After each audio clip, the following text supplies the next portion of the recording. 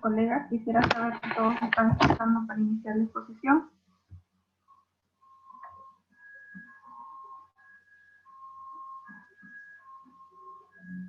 Colega Víctor, ¿todo ok con el audio?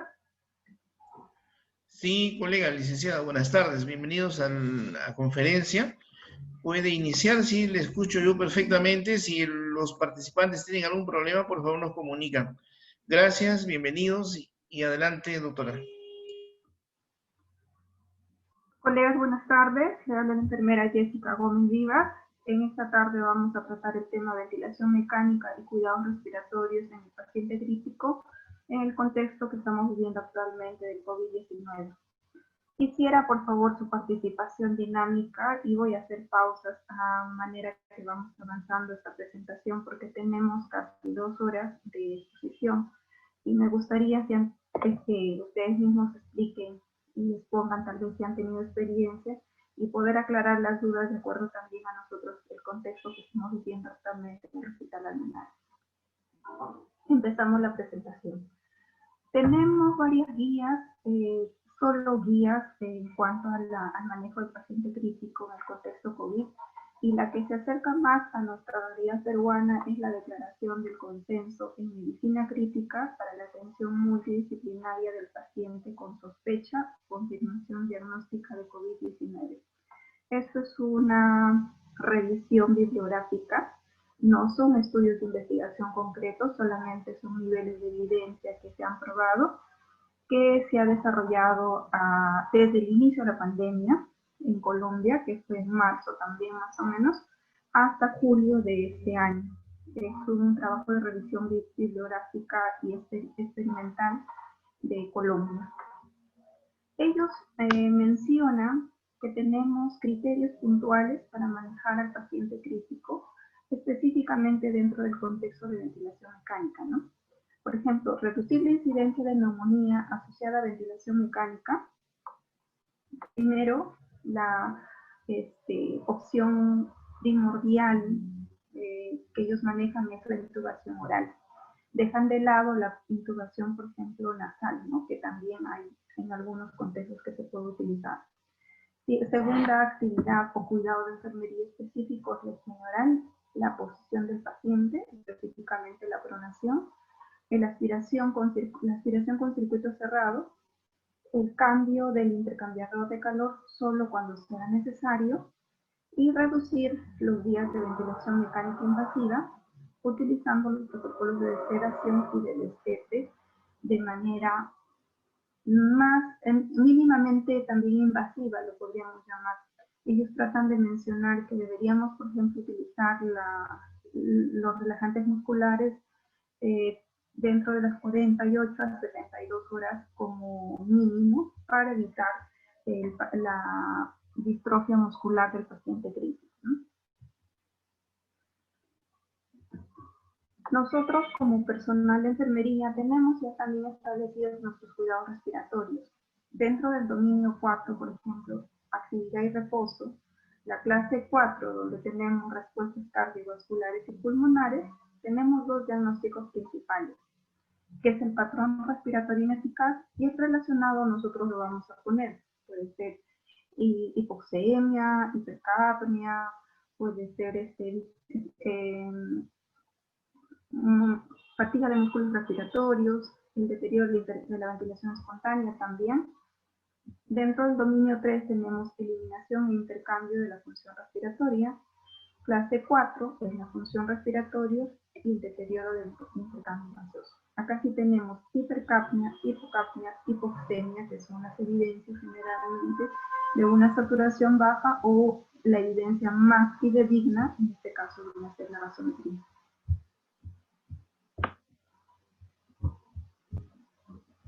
Tenemos también lo que es la lesión dominio 11, seguridad y protección, clase 4, lesión física, viene a ser la limpieza ineficaz de vías aéreas, relacionado a la presencia de una vía aérea artificial, ¿no? En este caso también acúmulo de secreciones o reflejo de oxígeno disminuido, como es el caso de nuestro paciente. Riesgo de aspiración por la sonda nasogástrica, también por el tubo endotraqueal. Estos vienen a ser nuestros cuidados respiratorios Y todo el trabajo que vamos a desarrollar durante estas 2 horas van a ir centrados a estos cuidados específicos de enfermería. ¿Qué resultados esperamos de estos cuidados, no? Queremos que en nuestro estado respiratorio haya permeabilidad de la vía respiratoria. Colocamos el tubo endotraqueal, aspiramos las secreciones y tenemos una vía aérea permeable. Intercambio gaseoso, evidenciado por una gasometría. Tal vez no tenemos una gasometría, pero tenemos un saturador o un capnógrafo que nos puede ayudar a ir orientando nuestro trabajo de enfermería y médico en relación al intercambio gaseoso. Y la ventilación, evidenciado pues por una ventilación mecánica invasiva, donde vamos a ir evaluando los volúmenes virales, la presión respiratoria, la presión pico, vamos evaluando todos los parámetros a medida que va mejorando nuestro paciente. Cuando nosotros decimos vamos a recibir a un paciente crítico en la unidad de cuidados intensivos, ya fue revisado, tiene criterios para la intubación, entonces preparamos los materiales. Quisiera que los que me están escuchando nos podrían decir qué materiales nosotros necesitamos para una intubación oral. Y alguien me puede decir de su experiencia qué materiales han utilizado en intubación oral.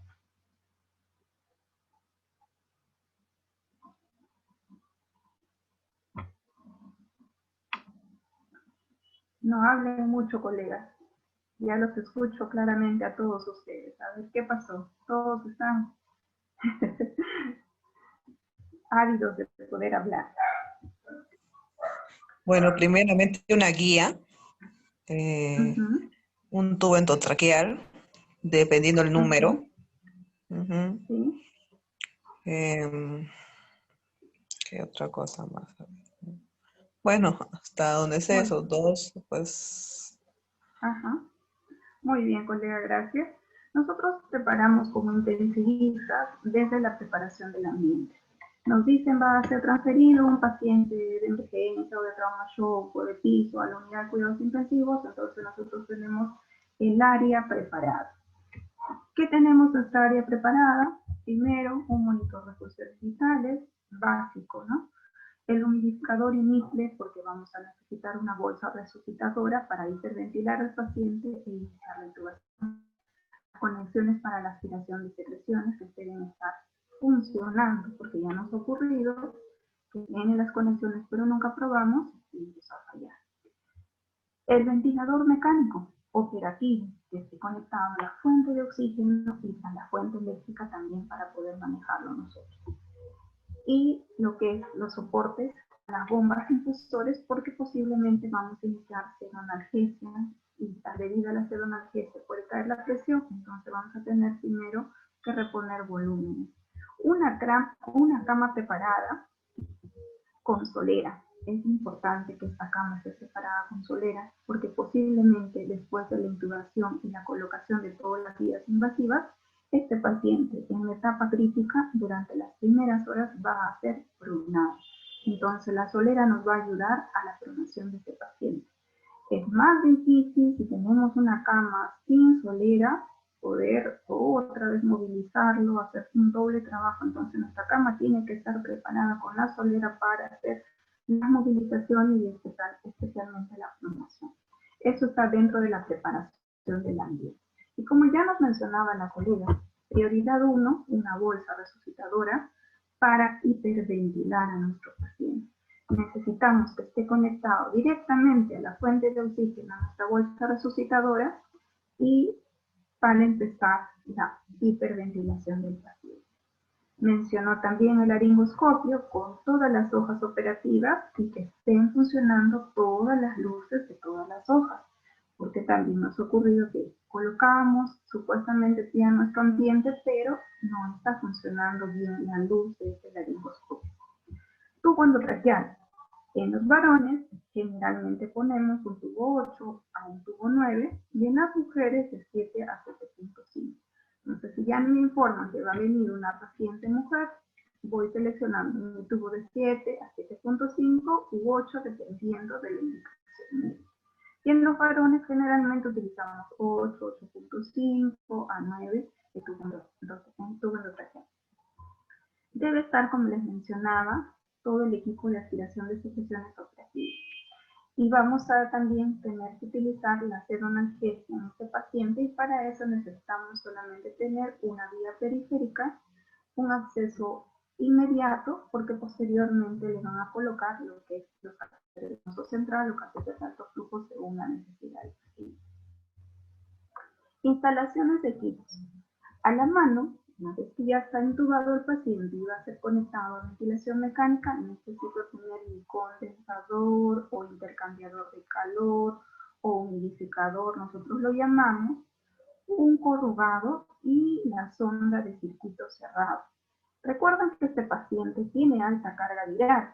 Por ese motivo, una vez que está colocado el tubo endotraqueal, necesitamos colocar el circuito cerrado y el intercambiador de calor y el capnógrafo, que si es que nosotros tuviésemos. Lo ideal es que tuviéramos, ¿no? Pero si es que no hay, entonces va nuestro sonda de circuito cerrado, el intercambiador de calor o humidificador para poder utilizar de manera adecuada tanto el ingreso como la salida de CO2 y también lo que es el manejo de secreciones. Estos pacientes no podemos estar desconectándolos continuamente, por eso después de la intubación se tiene que colocar estos equipos y más no estar abriendo por gusto y retirándolos también de forma innecesaria.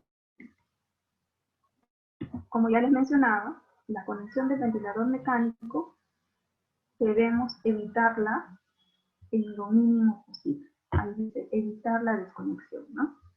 Vamos a evitar la desconexión. ¿Por qué? Puede haber pérdidas de PIB. Recuerden que estos pacientes van a ingresar, tienen una necesidad de un PIB más alto, el riesgo de peristalsia también es altísimo y el mayor riesgo de contagio a nosotros como personal de salud igualmente es alto. Entonces evitemos la desconexión de estos equipos de manera innecesaria, coloquemos, sellémoslo bien, hay veces que ha sido necesario poner esparadrapo para poder fijar bien las conexiones y evitar la desconexión inadecuada o innecesaria. Dice también de nuestra experiencia que debemos evitar de forma innecesaria accesorios que no vamos a utilizar. Supongamos, acá podemos instalar un inhalador de dosis dosificada, por ejemplo, para inhalar salbutamol, para inhalar bromuro. Entonces, si vamos a dejar colocado, se pone ahí y ya no estamos sacándolo de manera continua.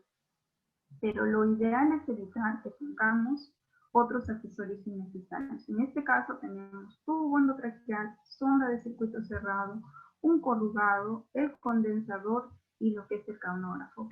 ¿Qué observan en la imagen que está de manera innecesaria, que causa más peso, que podría generar más espacio muerto en esta imagen?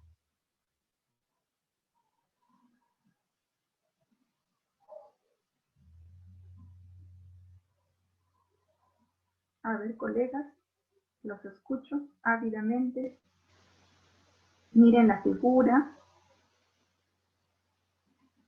En esta imagen, ¿qué es innecesario? Que podríamos retirarlo, que no nos va a servir de utilidad y más bien está aumentando el peso de este tubo endotraqueal y podría en un momento más bien causar la extubación del paciente por un accesorio innecesario.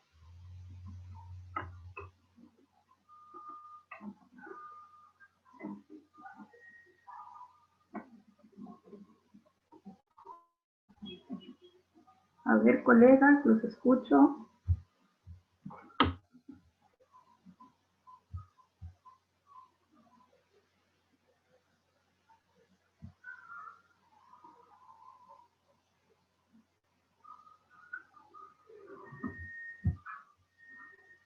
Están ávidos de hablar. Yo les voy a responder entonces. Esta jeringa es un accesorio innecesario que solamente va a ser útil cuando nosotros vamos a aspirar las secreciones. No necesito esta jeringa, causa más peso, aumenta el espacio muerto y por ese motivo debemos evitar que hagamos cosas innecesarias en todo el circuito respiratorio, ¿no? Minimizar el espacio muerto y evitar resistencia en la vía aérea, ¿no? De esta imagen, por ejemplo, nosotros podríamos rescatar que aumenta la resistencia en la vía aérea, la presencia de secreciones en nuestra traqueostomía, el agua en todos los corrugados, en todos los registros. El humidificador está también demasiado mojado, esto aumenta la resistencia. El circuito o cánulas dobladas hace también que aumente la resistencia. Entonces la idea es minimizar el espacio muerto, teniendo toda la vía aérea, lo que es permeable, limpia, sin secreciones y sin presencia de agua para poder evitar la resistencia en la vía aérea y dar la ventilación mecánica de manera adecuada.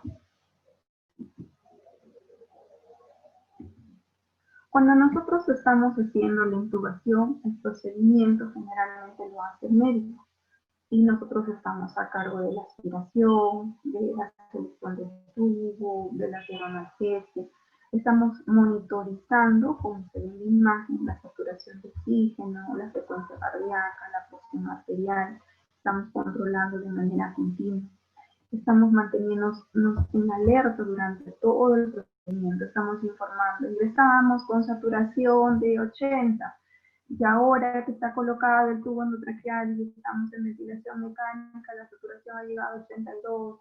¿No? ¿Cuánto de CO estamos? Estamos en 50, 60, 70, 80 y vamos subiendo hasta el 100%. 100% de CO2 y una saturación de 90, ya hemos llegado a una meta.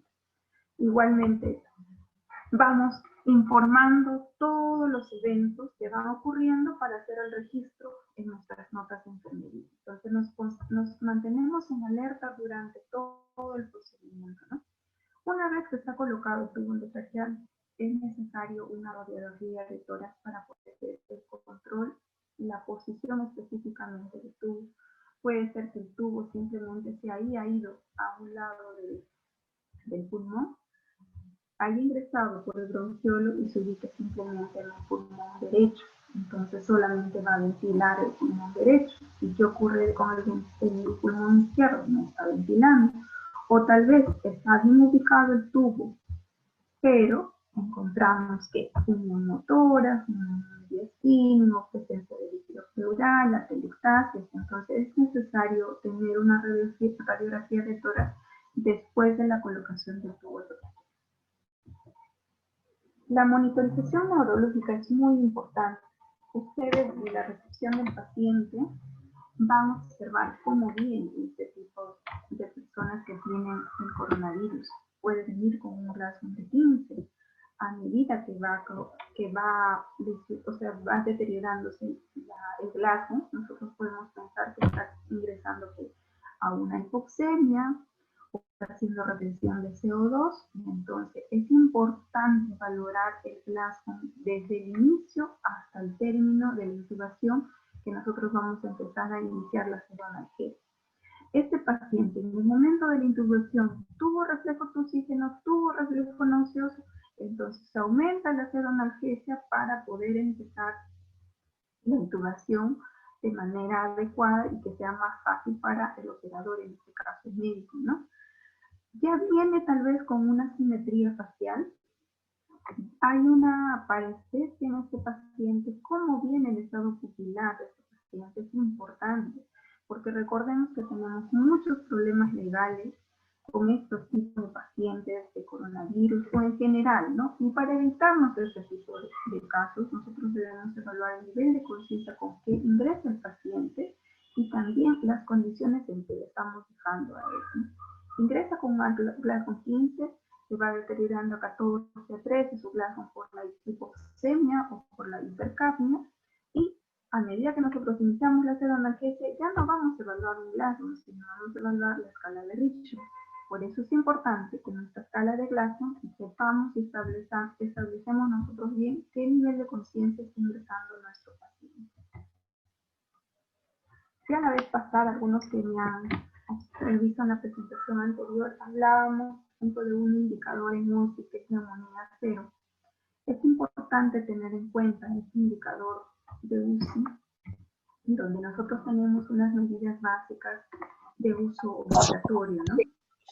Donde la formación y entrenamiento adecuado del personal y la manipulación de la vía aérea es importante.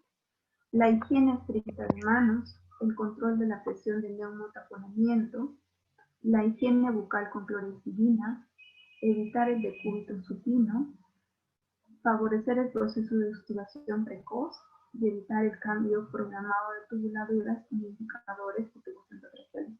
Mire, este indicador de neumonía cero ya se va alineando a todo lo que es nuestros pacientes de coronavirus.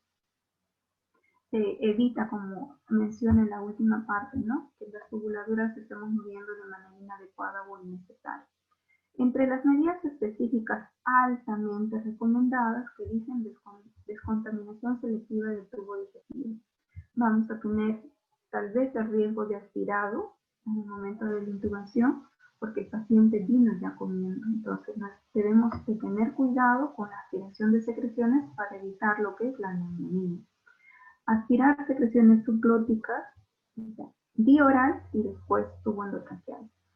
Si ya tenemos presencia de secreciones purulentas, marrones o tal vez de otro tipo de color, tomar las muestras de aspirado bronquial e iniciar el antibiótico de manera empírica hasta que salga el resultado de los cultivos.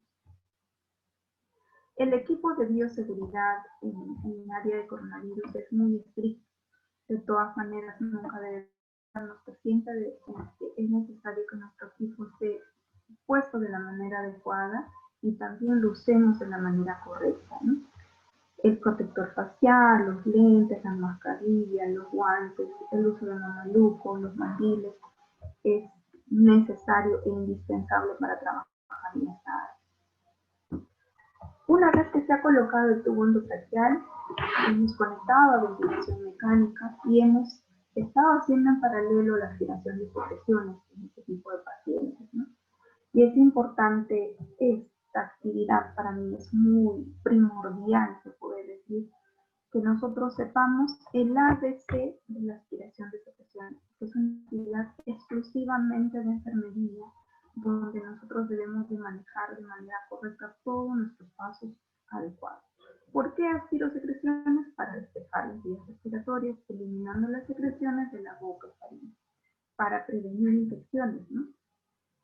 Dice la vía respiratoria, esto es fisiológicamente, ¿no? La vía respiratoria está revestida por una mucosa que puede lesionarse fácilmente por la aspiración. Por ello, nunca se esfuerza el paso de una sonda. Como ustedes ven en la imagen, han colocado un tubo de mallo y están ingresando una sonda de aspiración. Si yo empiezo a forzar esa sonda de aspiración, quiere decir que no tiene el 50% mínimo de esta luz del tubo. Entonces necesito utilizar una cánula 12, una cánula 14, tal vez la que tengo en la mano es una 16, una 18 que es muy gruesa. Entonces necesito utilizar una cánula que corresponde al calibre donde estoy ingresando. Dice que si nuestro calibre es de 1 centímetro, la sonda tiene que ser el 50%, quiere decir que debe tener 0.5 milímetros para que pueda ingresar esta sonda.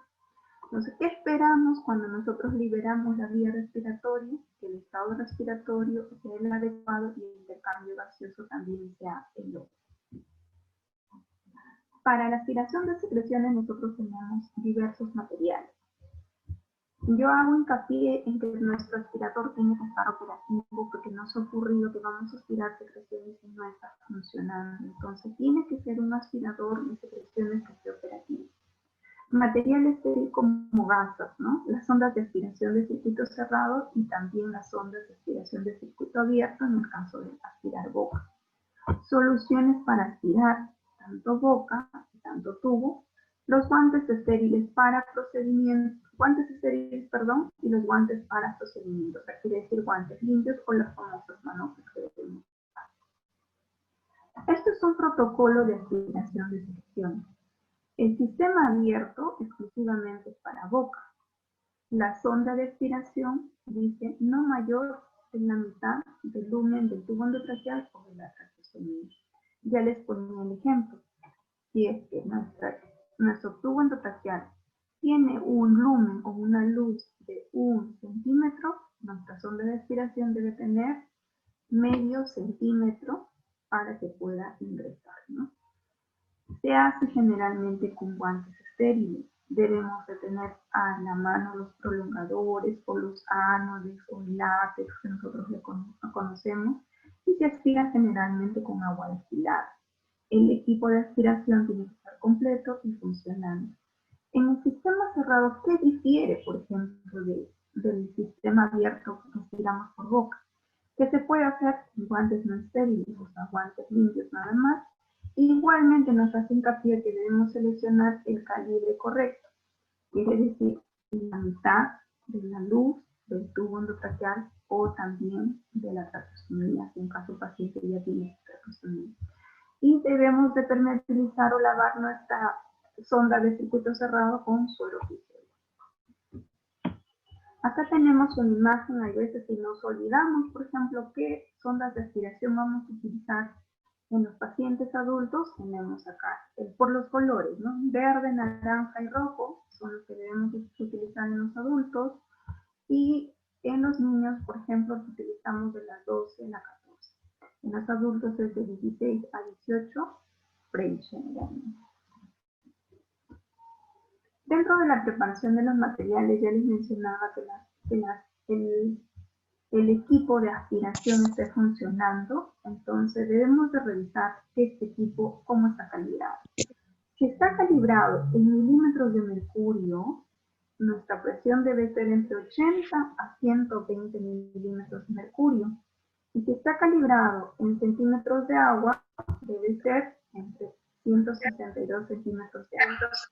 Acá nosotros tenemos una tabla donde podemos convertir 1 milímetro a centímetros. Si yo tengo 1 milímetro, lo voy a multiplicar por 1.35 para que me dé el valor en centímetros de agua. Lo que he hecho es 120 por 1.35, me ha salido 162 centímetros de agua. Entonces no tenemos justificación en decir, uy, no sé cuánto de la presión de expiración tengo porque está calibrado en centímetros de agua. Sí se puede. Si está en centímetros de agua, es 162. Si está calibrado en milímetros, es de 80 a 120 milímetros de mercurio en el caso de los adultos. En el caso de los niños es de 80 a 100 milímetros de mercurio, y en los bebés es de 50 a 80 milímetros de mercurio. Es importante en este paciente también que se debe utilizar de manera obligatoria, estricta, lo que es la aspiración de secreciones con circuito cerrado para evitar la contaminación con el personal de salud, evitar la fuga de virus. Entonces, esos dos criterios son muy importantes de utilizar la sonda de circuito cerrado, ¿no? Tenemos este punto de conexión donde hay una pieza en Y. Este conector va a ir al tubo endotraqueal. Nosotros tenemos ahí un nivel, que es el domo, donde nos indica que no debemos de pasarnos a la vía aérea. Este es el tapón para poder lavar o instilar con suero fisiológico. Lo bueno de esta sonda de aspiración de circuito cerrado es que está calibrada. Mide 50 centímetros y está calibrada desde 1 centímetro hasta 40 centímetros. Y siempre tiene una cobertura plástica para evitar la contaminación de secreciones. Tiene una ventana donde podemos observar las secreciones y para poder lavar. Y esta es una válvula de control que se conecta al aspirador. Entonces, hasta ahí nosotros podemos decir que nuestro paciente está intubado, voy a empezar a aspirar secreciones, y para hacerlo por circuito cerrado necesito que tengamos el equipo adecuado. Cuando empiezo a aspirar secreciones, necesitaba de mis dos soluciones. Para aspirar boca, generalmente es agua destilada, y para aspirar tubo, es generalmente suero fisiológico. Como ven, ustedes nosotros rotulamos para no equivocarnos y no mezclar estas secreciones, boca y tubo, y con la fecha de cambio. Otros ponemos también hasta la hora de cambio. Algunas instituciones cambian, por ejemplo, cada 12 horas o cada 6 horas. Eso ya depende de los protocolos y los materiales que ustedes tengan, ¿no? Pero debe tener el rótulo de dónde se está aspirando y la fecha de colocación. Para aspirar boca tenemos las sondas de circuito abierto y para aspirar tubo circuito cerrado. ¿Qué dice como una indicación importante? Que no debemos ingresar más de 10 a 15 segundos. Quiere decir, yo ingreso a aspirar, cuento mentalmente 10 a 15 segundos y voy saliendo de forma circular, ¿no? Previo a ello debo hiperoxigenar a mi paciente. ¿Cuánto me dice que es la presión en el adulto? Es de 80 a 120 milímetros de mercurio. Quisiera, por favor, hasta ahí alguna pregunta, colegas.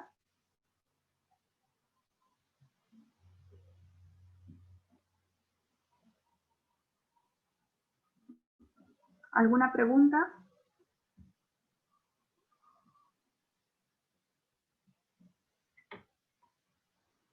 Dentro de la aspiración de secreciones nosotros tenemos el lavado estricto de manos. Recuerden que en las unidades de coronavirus nosotros estamos con 3 guantes. Entonces, siempre el último guante que nos colocamos es el que constantemente vamos a estar cambiando.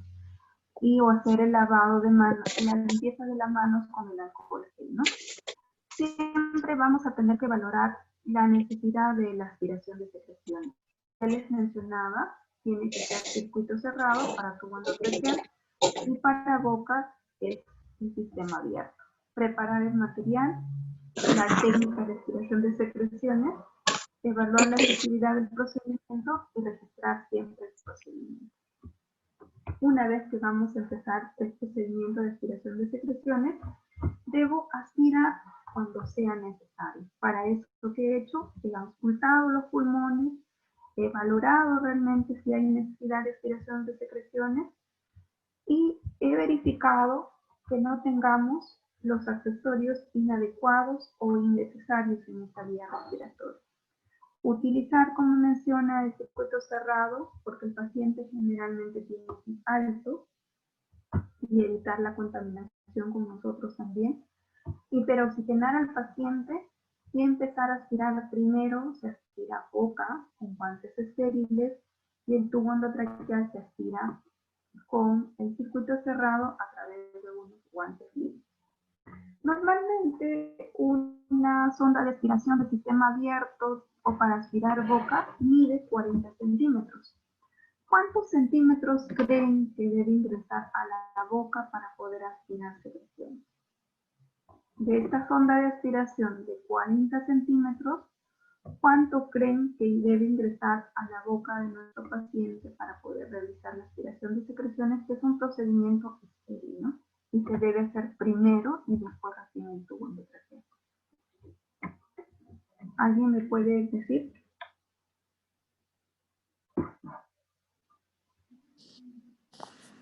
¿30 centímetros? Recuerden que la sonda de aspiración mide 40 centímetros. ¿Cuánto ingresamos a la boca nada más? A la boca. 15 centímetros. En los pacientes, sí, muy bien, 10 a 15 centímetros. Recuerden que el paciente con coronavirus no se puede utilizar sistema de aspiración abierto. Solo si estaría con circuito cerrado podría ingresar lo que usted menciona, colega, 30 centímetros, porque tenemos el medidor de circuito cerrado. Solo para aspirar boca ingreso 10 a 15 centímetros. Recuerden que es la aspiración del sistema abierto y solo se aspira boca. Primero se aspira boca con agua. De los 40 centímetros que tengo, solo ingreso 10 a 15 centímetros. Y para aspirar tubo endotraqueal, o en este caso traqueostomía, vamos a hacer la diferencia.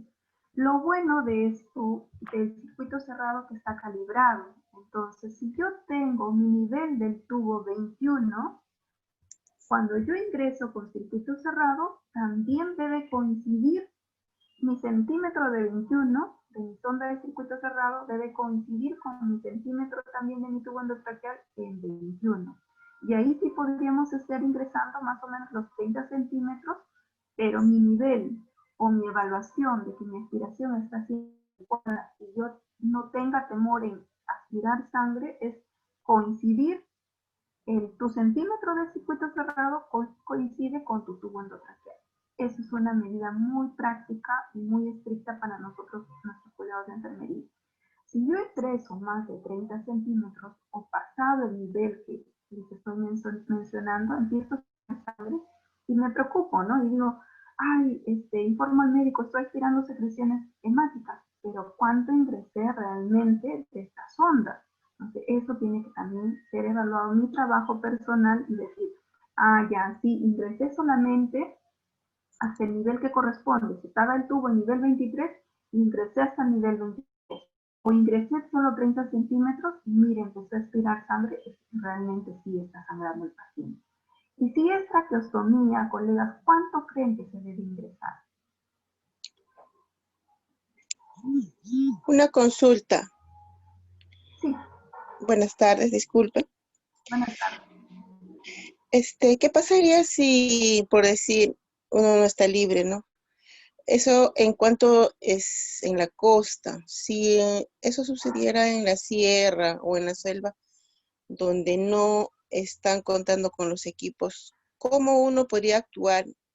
¿Cómo uno podría auxiliar a esa clase de pacientes, por decir que está con COVID, ¿no? O está con la neumonía o le falta la respiración? Porque digo Si no esto, tenemos circuitos cerrados. claro. Claro. Entonces, Si no tenemos circuito cerrado, lo que nosotros podríamos hacer es hiperoxigenar a nuestro paciente, utilizar la pinza McGill para poder clampar el tubo endotraqueal y poder empezar a aspirar con circuito abierto, pero teniendo cuidado que al momento de desconectar, miren, acá en esta imagen, desconecto primero los corrugados que van antes del condensador. Se desconecta acá, donde está la flecha. Porque si yo desconecto acá, donde está el humidificador o condensador, todas las secreciones me van a saltar en la cara.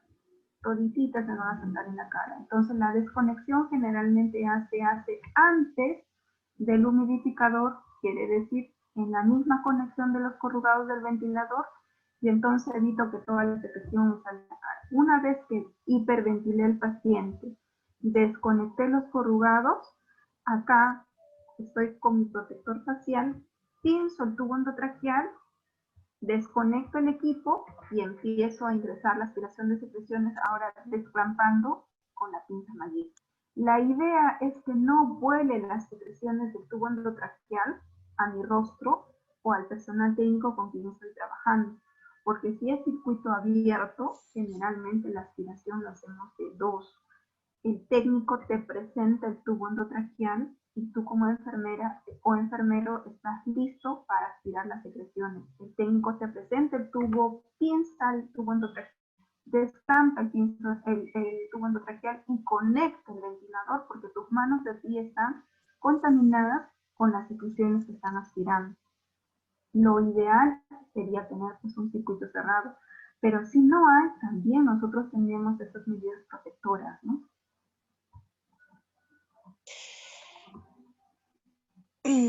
¿Aclaré la duda o...? sí, gracias. Ajá.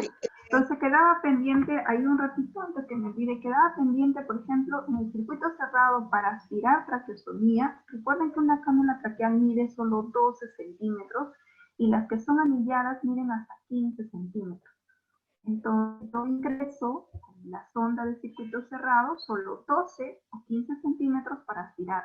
Ya no ingreso los 30 centímetros que ingresaba cuando estaba con tubo endotraqueal.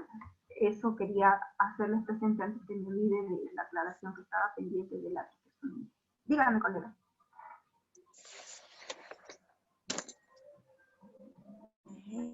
Había una pregunta, creo, colega.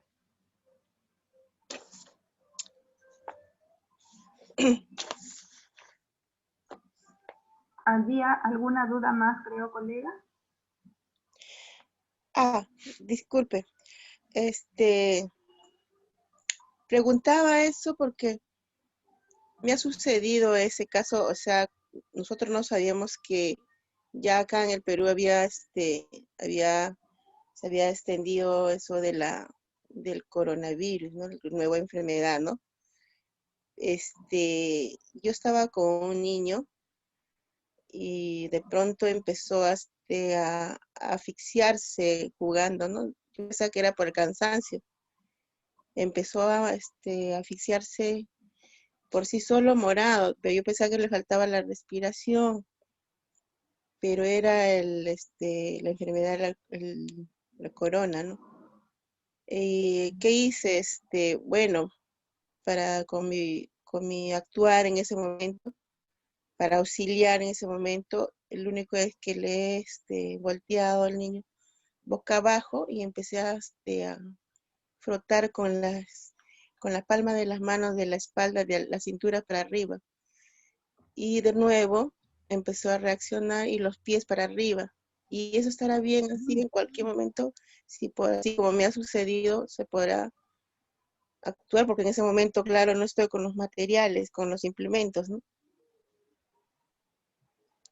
Bueno, No sé si me he dejado sí, entender. sería como una maniobra de Heimlich, ¿no? Más o menos que se atora, como usted sospechaba que se había atorado, ¿no? O ha manejado como una maniobra de Heimlich, más o menos. Sí, Ha pero tratado de permeabilizar la vía y ayudó sus medidas. sí. Bueno, generalmente en los bebés ¿no? Es que se da las palmaditas en la espalda y se les coge de los piecitos cuando son recién nacidos para poder ayudar un poco a la ventilación, ¿no? Esa maniobra le ha ayudado, entonces qué bueno, ¿no? Porque en realidad le ha ayudado a ventilarla. Por la posición, pues en este caso nosotros recuerden, en coronavirus nosotros pronamos al paciente, por la posición le ha ayudado, porque ha empezado a ventilar bases de los pulmoncitos del niño y los ápices han estado también ventilados pero en mínima cantidad. Lo ideal es donde ocurre el intercambio gaseoso, es en las bases, ¿no? Y ese ha sido el ideal, el procedimiento ideal en ese momento, ¿no? Seguimos entonces. Tenemos entonces la monitorización respiratoria. Una vez que ya hemos aspirado las secreciones, debemos de monitorizar al paciente. Esperamos con un estado respiratorio que mejore el intercambio gaseoso. Estas intervenciones ya están establecidas en nuestro NIC, en nuestro libro, ¿no? Intervenciones. Dice vigilar la frecuencia, ritmo, profundidad y esfuerzo de las respiraciones. Auscultar sonidos respiratorios, determinar la necesidad de expiración, auscultando para ver si hay crépitos o roncos en las vías aéreas, vigilar los parámetros de la ventilación mecánica, observar la intranquilidad y la falta de aire en nuestro paciente, ¿no? Anotar cambios de la saturación de oxígeno, la saturación venosa, el nivel de CO2, los valores de gases arteriales, y valorar la presencia y características de secreciones. Estos son NICs que ya están establecidos dentro de la monitorización respiratoria. Vigilar la frecuencia, ritmo y profundidad y el esfuerzo respiratorio. Nosotros podemos ver en la imagen que tenemos una paciente que está intubada y vamos a observar la simetría del tórax. Ya les mencionaba, si solo un pulmón está ventilando, se va a poder observar una asimetría, ya sea porque el tubo está posicionado solo para el pulmón derecho o para el pulmón izquierdo, o ese pulmón tiene algún problema, neumotórax, atelectasia, alguna causa que está ocasionando, ¿no?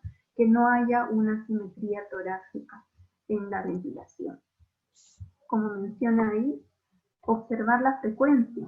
¿Está hiperventilando nuestro paciente o está hipoventilando? El ritmo, la profundidad de nuestras respiraciones o está haciendo mucho esfuerzo. Generalmente nuestros pacientes de coronavirus hacen distrés respiratorio y hemos llegado a observar el famoso tiraje subcostal en adultos, ¿no? Observar minuciosamente, dice el patrón respiratorio, en busca de desconfort respiratorio. Esa es una de las principales actividades, como ya mencionó la colega, ¿no? Contaba la experiencia de este niño que tenía dificultad respiratoria, pero fue mayor su observación de ella, observó la frecuencia, el ritmo, la cianosis, la dificultad respiratoria para tomar las medidas oportunas. Si nosotros estamos dentro del contexto hospitalario, generalmente auscultamos los pulmones, ¿no? Y ahí tenemos en la imagen, generalmente 1 y 2 son para auscultar ápices, y 5 y 6 auscultamos lo que es las bases de los pulmones. ¿Qué es lo que buscamos, no? Presencia de secreciones, vamos a escuchar roncos, podemos escuchar sibilantes, podemos escuchar crépitos. Si estamos escuchando roncantes, necesita aspiración de secreciones. Si estamos escuchando sibilantes, busquemos la causa de estos sibilantes. ¿Cuál está causando este distrés respiratorio? Generalmente, la presencia de sibilantes puede ser porque se ha colapsado tal vez algún área del pulmón y está haciendo bastante esfuerzo para poder respirar.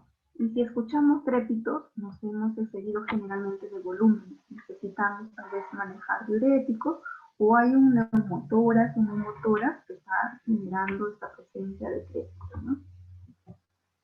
Observar la intranquilidad o falta de aire. El paciente ya está intubado, está sedado, pero mi RAS está en -3. Entonces, ¿qué está ocurriendo con este paciente? ¿Por qué está tan intranquilo? ¿Y por qué se observa todavía la falta de aire? ¿Está desaturando? Es obviamente la mayoría de nuestros pacientes de coronavirus, nuestra saturación ideal es que llega a 90%, pero ingresan con una saturación de 80, de 82, de 84 y van subiendo y se va viendo la necesidad de falta de aire. Y la intranquilidad hay que observarlo porque necesitamos subir la seroanalgesia, ¿no? O buscar, como la imagen nos dice, buscar alguna obstrucción de la vía aérea. Ya se colocó el tubo, aspire secreciones, está colocado todo de manera correcta, el tubo tracheal, el circuito cerrado, el condensador, el capnógrafo, con nuestros corrugados. Pero yo puedo observar también en las imágenes del ventilador que hay una obstrucción de la vía aérea. Pero ¿cuál es la obstrucción? Puede ser que el paciente se despierta y esté mordiendo el tubo. Entonces, por ese motivo, tenemos una obstrucción. O puede ser también, y generalmente se ha destapado o se ha liberado un tapón de moco y que está generando obstrucción de la vía aérea. Tenemos que pensar en todas las posibles causas para observar esta intranquilidad y falta de aire en este tipo de pacientes. Se ha hecho ya famoso el oxímetro de pulso, ¿no? La mayoría de nosotros casi ya lo tienen en casa. ¿Qué esperamos en este tipo de pacientes? Que la saturación llegue al 90%.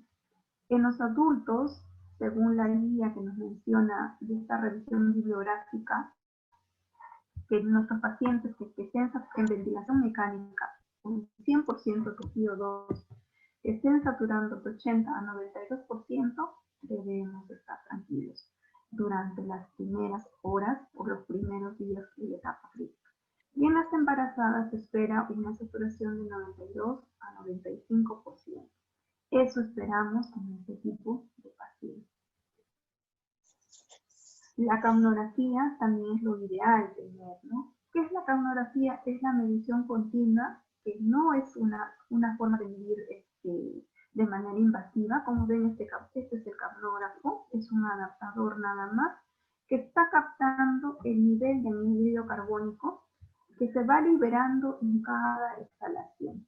Este adaptador tan sencillo y tan pequeño que se coloca en el monitor central nos ayuda a ver cómo va yendo la capnografía en nuestro paciente. El CO2 que se va liberando en cada exhalación. ¿Qué diferencia tenemos con un CO2, en un ADA? La diferencia es de 1 a 5 milímetros de mercurio.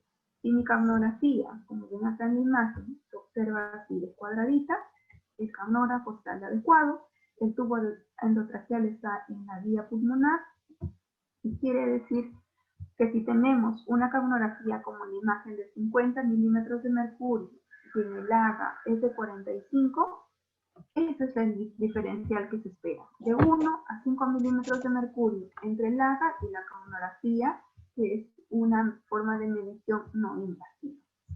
Si nosotros vemos la imagen, Donde está A y B es la inspiración. Donde está C y D, en este caso C y D, es la exhalación. Va a cerrar la respiración y nuevamente inicia la inhalación. Recuerden que la exhalación dura de 0,2 a 0,3 segundos y la inspiración dura casi 0,1 segundo. Es mínima nuestra inhalación, en cambio la exhalación demora de 1 a 3, de 2 a 3 segundos y 1 segundo mide la inhalación.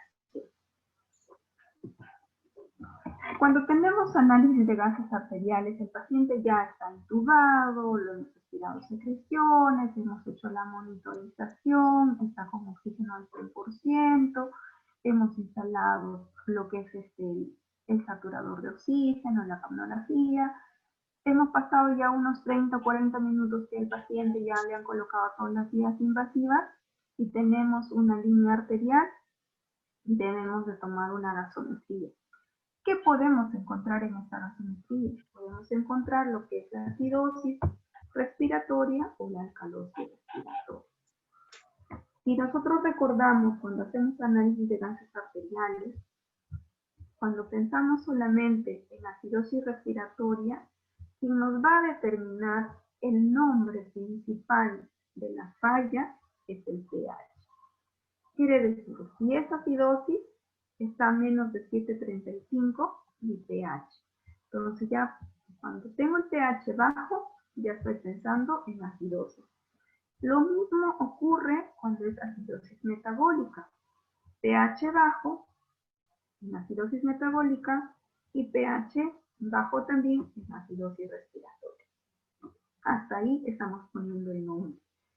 Cuando pensamos en alcalosis, quiere decir que es mayor de 7.45 el pH. Entonces, alcalosis metabólica, pH alto. Alcalosis respiratoria, pH también alto. ¿Qué de diferente tenemos entre metabólica y respiratoria?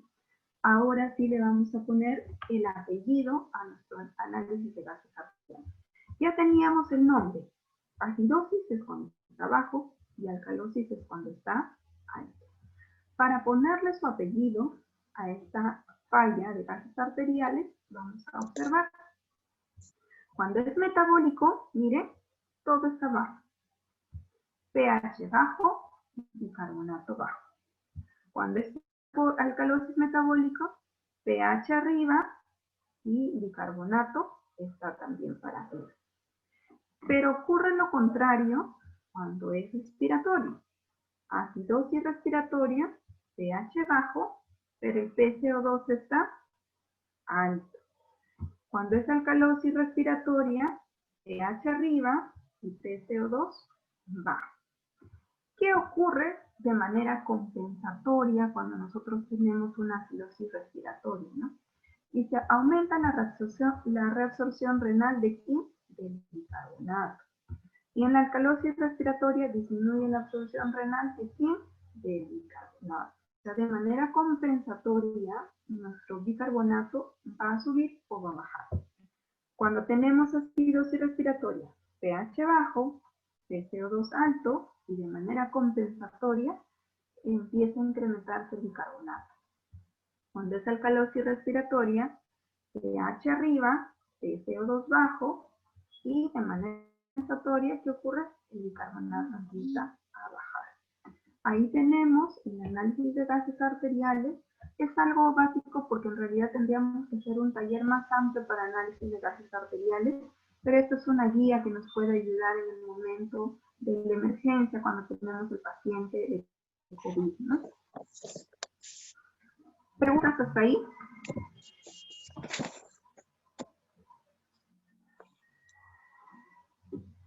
¿Preguntas hasta ahí? Supongamos que no tengamos un análisis de gases arteriales. Estamos tal vez en un lugar muy dificultoso, donde no tenemos una máquina para procesar gases arteriales. Pero sí tenemos un saturador y un capnógrafo que nos pueden ayudar a determinar. Entonces la saturación nos va indicando que hay una hipoxemia, ¿no? Y cómo podemos observar también que el paciente está yéndose a una alcalosis respiratoria. ¿Cómo podríamos ustedes tal vez ayudar a definir si es una acidosis o una alcalosis respiratoria? Recordemos que una inspiración es 1 segundo y una exhalación son 2 a 3 segundos.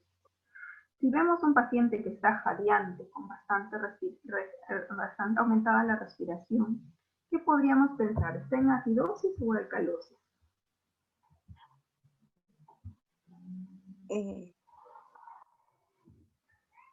Acidosis. Acidosis, ¿por qué podríamos decir acidosis?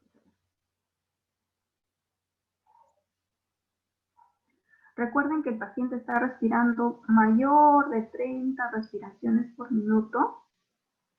¿Y qué está ocurriendo en su organismo? Tiene más retención de CO2. Entonces vamos a tener alcalosis respiratoria. Claro. Aumenta mi respiración, aumenta mi respiración y estoy reteniendo CO2. Entonces el paciente posiblemente está en alcalosis respiratoria. Y si observo el glaso, se va deteriorando el glaso. Entonces ahí definitivamente mi paciente tiene alcalosis respiratoria. ¿Qué ocurre en la acidosis respiratoria? Que generalmente se asocia a shock, ¿no? ¿Qué ocurre en una acidosis respiratoria? El paciente está hipoventilando, está respirando a las justas, su pH empieza a bajarse y está entrando en shock. Igualmente está frío, está cianótico, ¿no?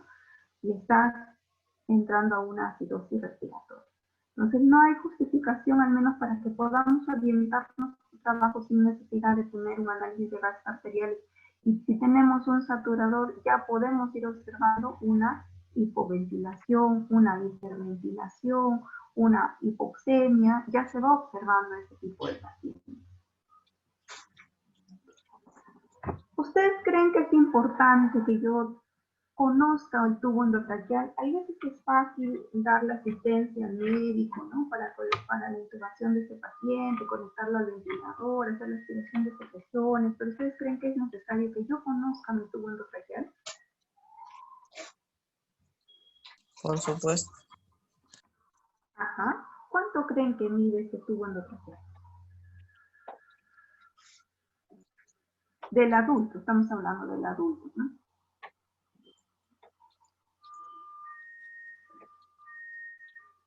Recordemos que nuestro tubo endotraqueal ya está colocado y está en nivel 21 o 22 o 23, dependiendo de nuestra paciente. Si es alto, tiene cuello largo, podemos dejar hasta el nivel 23 el tubo endotraqueal. Entonces, ¿cuánto mide todo este tubo endotraqueal? Mucho, 21. ¿40 centímetros? 32 centímetros. Mide 32 centímetros. Recuerden que 40 centímetros mide nuestra sonda de aspiración de sistema abierto. Eso es lo que mide nuestra sonda de aspiración. Nuestro tubo endotraqueal mide 32 centímetros y cuando yo voy a aspirar con circuito cerrado, acá, observa, coincido el nivel 21 con mi sonda de circuito cerrado. Coincido mi nivel 23 con mi sonda de circuito cerrado para aspirar secreción. Entonces tenemos todo esto que ven en la curvatura, es el cuerpo del tubo. En la conexión que va al ventilador o al circuito cerrado, al condensador, es un adaptador, un conector universal que tiene 15 milímetros de diámetro. Generalmente el cuerpo tiene una escala que está en centímetros, ¿no? Y cuando se toma una placa de tórax, recuerden que hay unas marcas también en este tubo endotraqueal que son líneas radiopacas para poder observar en una placa de rayos X de tórax. Es importante también que conozcamos que tiene un balón, o a veces nosotros le decimos caja, una válvula antirretorno o unidireccional, donde debemos de medir por ahí la presión de este balón. Y finalmente, cuando insuflamos, una vez que está colocado el tubo, tenemos un balón de neumtaponamiento o balón interno, también se puede llamar. ¿Cuánto creen que es la presión, por ejemplo, de este balón? Retrocedo la imagen. Si yo pongo un adaptador acá donde está el mouse, en la válvula antirretorno, y voy a medir ¿cuánto está este balón de neumotaponamiento? ¿Cuánto creen que debe estar? Generalmente lo expresamos en milímetros de mercurio. 10. 10 centímetros podríamos ingresar de aire, pero no. En milímetros de mercurio generalmente es 23 a 25 milímetros de mercurio que debe medir nuestra presión del balón o presión de CAF. El CAF es en inglés, ¿no? O presión de balón es en español. Acá tenemos en la imagen, miren, entre 15 a 20 milímetros de mercurio está pasando nuestro sistema linfático. Y entre 20 a 25 milímetros está pasando nuestro sistema venoso. Entre 25 hasta 30 milímetros de mercurio pasa lo que es todo nuestro sistema arterial. Quiere decir, si yo me paso a 28 milímetros, 30 milímetros de mercurio, voy a causar lesión tracheal. Por eso es importante que tengamos 23 a 25 milímetros de mercurio en nuestra presión del escape. ¿Cuándo lo debo hacer? En cada turno, como mínimo. Si mi turno es de 12 horas, como mínimo, a pesar que tengo bastante carga de pacientes, debo de medir al menos una vez en mi turno y lo ideal es medir cada 6 a 8 horas. Nos ayuda también como un determinante del disconfort respiratorio. O puedo escuchar que el paciente está hablando. O sea, si ya está despierto y el paciente está hablando a pesar del tubo que está puesto, o escucho borboteos, quiere decir que nuestra presión del CAF no es la adecuada. Tiene que estar entre 23 a 25 milímetros de mercurio. ¿Podemos adaptar, podemos armar un medidor de presión de balón? Sí. Tenemos un manómetro de un tensiómetro, colocamos un anódex, una llave de doble vía o triple vía, una jeringa y lo vamos a conectar a lo que es el balón o conector. A esta parte, ¿no? A esta válvula antirretorno o válvula unidireccional. Ahí se coloca este medidor. Entonces, es un manómetro de un tensiómetro común y corriente, es un anódex o el mismo conector del mismo tensiómetro, colocas una llave de triple vía, una jeringa y simplemente ahí lo adaptas a la válvula para poder medir. En la imagen también podemos ver que ya comercialmente existen varios medidores de balón, pero ¿podemos armarlos? Sí, sí podemos armarlo. Acá está también, esto es uno comercial, es un manómetro y justo está indicado en 25 milímetros para no pasarnos de la presión del balón para poder medir. Igualmente tiene una jeringa para insuflar o para retirar el aire que si tenemos en exceso la presión. La llave de triple vía, conectamos a la válvula y podemos medir la presión que tenemos internamente de la válvula de neumotaponamiento. Así se puede medir la presión del balón. ¿Por qué es importante o por qué debo cuidar la presión de ese balón, no? Dice promover una adecuada ¿qué? Permeabilidad tracheal y evitar que se lesione esa trachea, ¿no? Prevenir la aspiración de las secreciones. Si mis secreciones se acumulan en la parte superior del tubo endotraqueal y este balón está poco insuflado, ¿qué ocurre? Todas las secreciones van a pasar a los pulmones, va a haber aspiración de secreciones y voy a generar una neumonía para el paciente.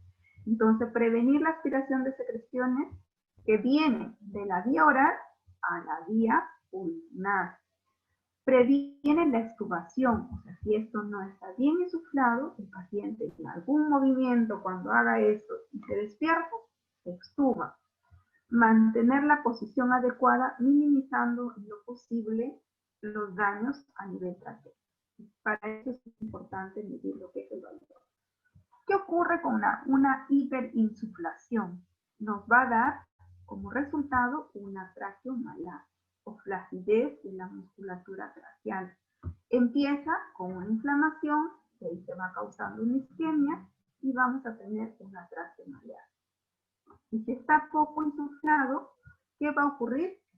va a haber disminución de los volúmenes virales, va a haber una respiración ruidosa, ya les decía, el paciente está intubado, no está tan sedado, pero está empezando a borbotear o a sonar o está empezando a hablar, a pesar que está con el tubo endotraqueal o la traqueostomía. Quiere decir que el balón que tenemos no está con la presión adecuada. Y están pasando todas las secreciones, como el balón está poco insuflado, todas las secreciones de la vía oral están pasando a la vía respiratoria. Entonces, ¿qué está causando en este paciente? Es una neumonía. Yo debo de cuidar este balón para prevenir las infecciones, evitar lo que es las neumonías asociadas a ventilador mecánico. Voy a regresar acá a la imagen.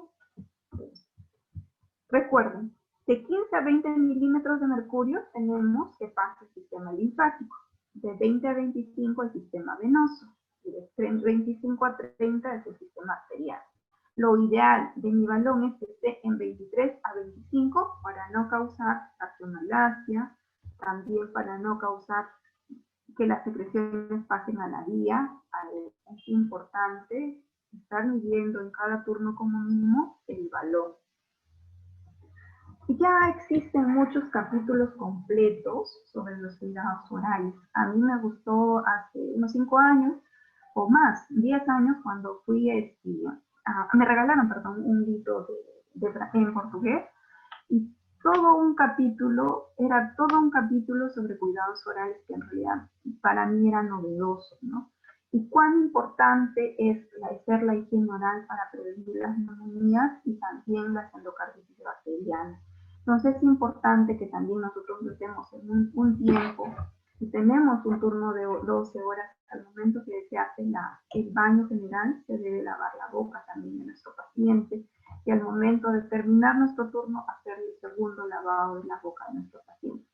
La imagen para mí fue impactante, miren cómo es esta boca, llena de secreciones, ¿no? Sucia. Una vez que le hemos lavado, ha sido cepillado, que se le ha hecho al paciente, se le ha hidratado los labios, y miren cómo queda nuestro paciente, ¿no? ¿Por qué debo hacer la higiene oral? Reduce la placa bacteriana a nivel de la boca, promueve la remoción de microorganismos por medio de agentes bactericidas como la clorexidina. Ya en el mercado existe la clorexidina al 0,12% que van a actuar frente a bacterias gram positivas y gram negativas. Previene la neumonía asociada a ventilación mecánica, disminuye la colonización a nivel orofaringeo y contribuye a la reducción de bajas tasas de infecciones a nivel del tracto respiratorio. Igualmente, esto es un cuidado de enfermería muy especial para nosotros, y más que el paciente está en tubo endotraqueal o en traqueostomía. No, al menos en mi servicio, no permitimos que el personal técnico lo haga la higiene oral. La enfermera es la responsable de hacer la higiene oral en el paciente. Tubo endotraqueal o traqueostomía. ¿Por qué? Por el riesgo de aspiración es alto. Tal vez te puede ayudar a darle alguna pasadita, pero la responsabilidad es de enfermería, del profesional de enfermería que haga la higiene oral. Ya existen en el mercado cepillos especiales, como ustedes pueden ver en mi imagen, que ya vienen con el conector de aspiración. Son diversos tipos de cepillos, pequeños, grandes, ¿no? Que te ayudan a hacer el cepillado de la boca, pero ya tiene conectado para una aspiración continua. Se debe hacer mínimo cada 6 horas la higiene oral. Y si no tenemos un cepillo común y corriente, le echas un poco de pasta dental, cepillas los dientes, le enjuagas con gasas como si fuera barrido, solo humedeces las gasas con clorexidina y agua, dependiendo, ¿no? Hay clorexidinas que se diluyen y hay clorexidinas que no se diluyen. Dependiendo de la presentación que ustedes tienen, pueden hacer la higiene con clorexidina. No tengo clorexidina, el paciente no puede comprar su clorexidina, no hay pretexto, pero sí tiene cepillo dental, sí tiene pasta dental, se le cepilla y se le enjuaga simplemente con agua sola. No tiene pasta dental, no tiene cepillo, pero sí tengo baja lengua en el servicio, que es lo más barato que podemos tener. Y sí tenemos una ampollita de bicarbonato que le podemos diluir con agua y sí se puede hacer la higiene oral. Las enfermeras y enfermeros Somos muy creativos y muy prácticos en muchas cosas, así que es importante que sí, este paciente tiene que estar con la boquita limpia, ya sea con bicarbonato diluido, ya sea con clorexidina, ya sea con pasta dental, tiene que estar con la boquita bien limpia.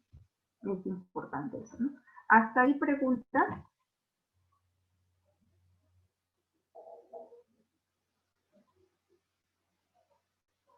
¿Preguntas, colegas? Una consulta. El asma, la neumonía y el COVID, ¿son igual, son los mismos términos o al asma o a la neumonía se le llama COVID con ese término o es una nueva enfermedad que se nos ha presentado, ¿no? Las tres son diferentes. O sea, el asma es un proceso inflamatorio frente a una respuesta alérgica, nada más. Eso es el asma. Recuerden que cuando hay demasiado frío, exposición a productos alergenos, se desencadena el asma, ¿no? Es una respuesta inflamatoria a un desencadenante alérgico. Eso es el asma. Y la neumonía es la infección por alguna bacteria, algún virus, a nivel donde de los pulmones. Y el coronavirus es una enfermedad diferente también. Es una enfermedad producida por un virus, pero que algunos podemos ser asintomáticos, como nos han mencionado, o sea, no causar ninguna sintomatología. Algunos sí, causar dificultad respiratoria, cefalea, pérdida del olfato, pérdida del gusto, ¿no? Y las personas que tienen factores de riesgo, como son hipertensión, diabetes, obesidad, en ellos su respuesta inmunitaria frente al coronavirus es más difícil porque tienen los factores de riesgo y generalmente los llevan a una cama UCI. Son diferentes enfermedades que estamos hablando. Neumonía, asma y coronavirus son cosas muy diferentes. De que yo sea asmático y tenga respuesta alérgica muy alta y ese sea mi factor de riesgo para desarrollar coronavirus, sí. Que yo esté ya con coronavirus y que no me cuide, no haga las medidas médicas que me han indicado, ¿no? En este caso, no sé, tomar los antibióticos, tomar los antiinflamatorios que me indicaron y decir, bueno, a mí me va a pasar así nomás, ya no voy a hacer caso, y le toman una placa de tórax y hizo neumonía a ese paciente. Empezó a desaturar ese paciente, se complicó, ¿por qué? Porque tal vez no se cuidó, no fue al médico de manera oportuna. Son tres enfermedades muy diferentes. No sé si está claro eso. Sí, le agradezco bastante, doctora. Bueno, le Doctora, quería hacer una pregunta, disculpe. Yo había atendido yo ahorita me encuentro en el área de alto flujo, atendiendo pacientes que están despiertos, pero para hacer el enjuague bucal no toleran el enjuague con clorexidrina. Entonces, como no toleran, ya no se le hace el enjuague bucal con clorexidrina, sino se le está tratando de hacer limpieza generalmente con gasitas y con cloruro de sodio. Lo toleran con eso, pero igual algunos pacientes no quieren. A veces con agüita destilada nomás le lavamos. ¿Qué Sí, otro, es lo ideal.